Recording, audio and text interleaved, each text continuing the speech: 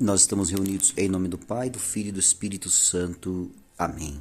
Santo anjo do Senhor, meu zeloso e guardador, se a ti me confiou a piedade divina, sempre me rege, me guarde, me governe e me ilumine. Amém. Que a cruz sagrada seja minha luz e não seja o dragão meu guia.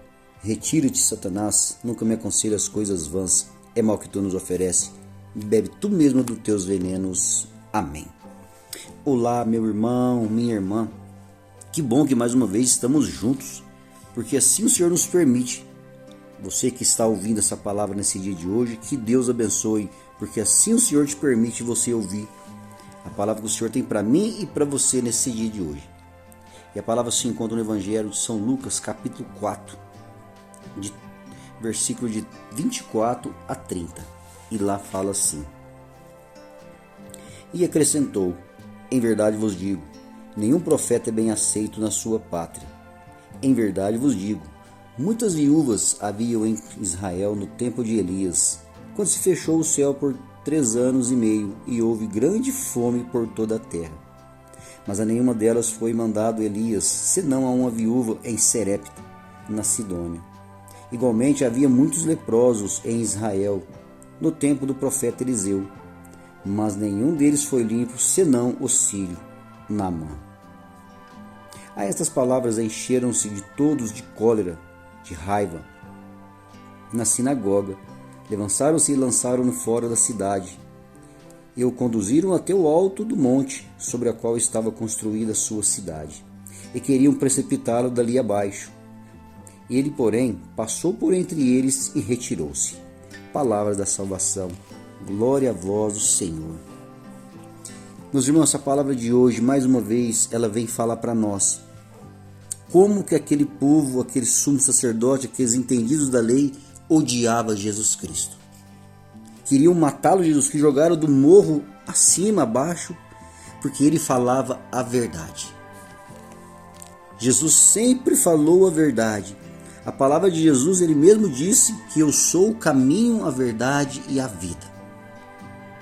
E Jesus, irmão, quando ele chegava nesse contexto dessa palavra de hoje, aqui fala que Jesus entrou na sua cidade, ele desenrolou um livro, ele começou a ler um livro do profeta Isaías, que está escrito: O Espírito do Senhor está sobre mim, porque o Senhor me ungiu e me enviou para anunciar a boa nova aos pobres, para sarar os cativos, os contritos de coração, para anunciar os cativos a redenção, aos cegos a restauração à vista.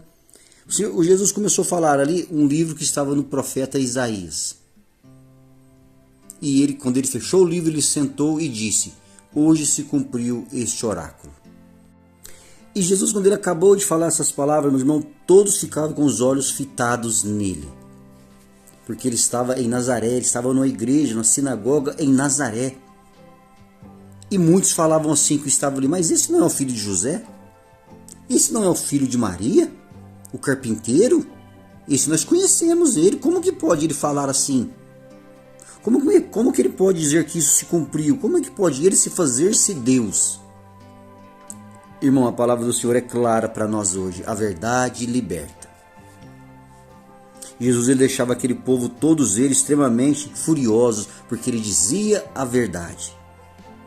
Ele estava ali no meio daquele monte de gente, de onde eles tinham nascido. Muitos poderiam ser curados. Muitos poderiam ter recebido um grande milagre, mas não, porque ele era dali, porque eles conheciam e acreditavam que ele não poderia ter feito essas coisas.